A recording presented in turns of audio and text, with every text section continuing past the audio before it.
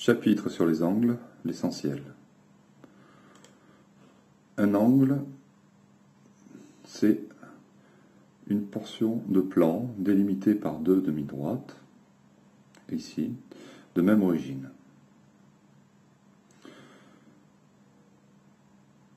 Cette origine des deux demi-droites est appelée aussi sommet. L'angle est ici.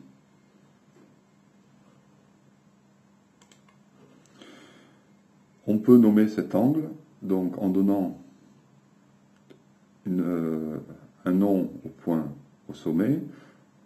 Si on prend le point O et que l'on nomme les demi-droites, c'est-à-dire OY et OX, alors l'angle est XOY ou YOX, avec un chapeau dessus.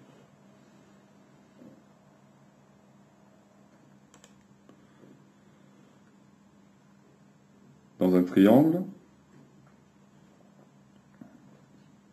ici donc on a le point A, là le point B. On note l'angle orange, AOB ou BOA, avec un chapeau. Peu importe le sens. On peut aussi, dans un triangle, ABC par exemple, nommer chaque angle seulement par une lettre, puisqu'il ne peut pas y avoir de confusion possible. Alors que dans l'exemple précédent, l'angle A pouvait être aussi celui-là. Celui-là, ou celui-là, ou celui-là, ou celui-là. Alors qu'ici, il n'y a pas le choix, puisqu'on est dans le triangle.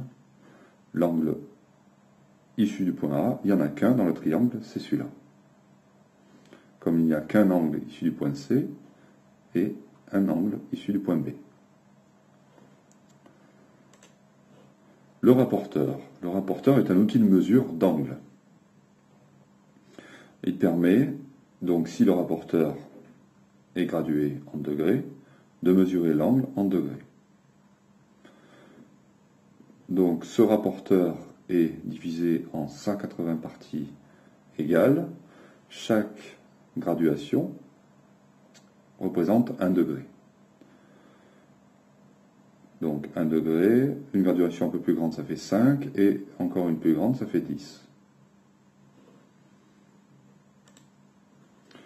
Donc cet angle mesure, eh bien, il suffit de lire sur le rapporteur, de 0 à 65, ici ça fait 65 degrés.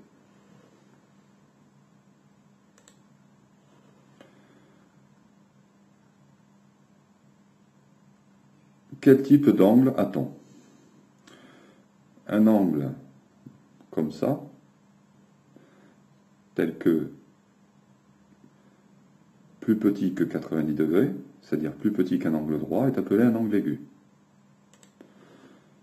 Donc ensuite, on a l'angle droit, qui vaut 90 degrés, l'angle obtus, qui vaut plus de 90, et moins qu'un angle plat, qui est 180.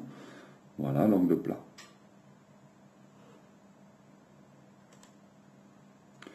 La bisectrice d'un angle.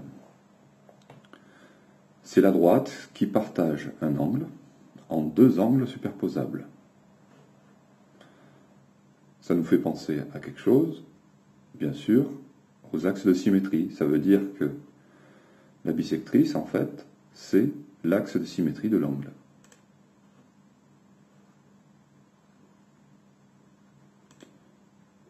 Revenons au triangle. Les triangles, donc on a des triangles rectangles avec un angle droit, les triangles isocèles, les angles à la base sont égaux,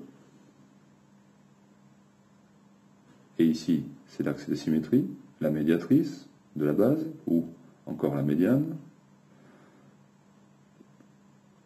et le triangle équilatéral a tous ces angles de même mesure.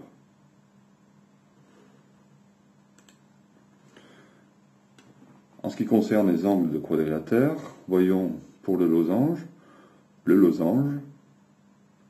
comme il a ses diagonales étant des axes de symétrie, ces diagonales partagent donc les angles, ces deux angles ici, en deux. Ainsi, voilà. De la même façon, il partagerait ici les angles ici en deux.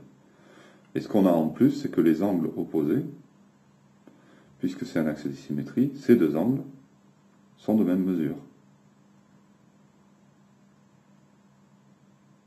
Donc on dit que les angles opposés sont de même mesure.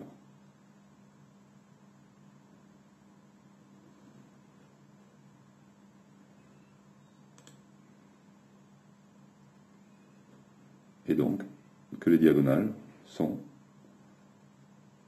bisectrices de ces angles.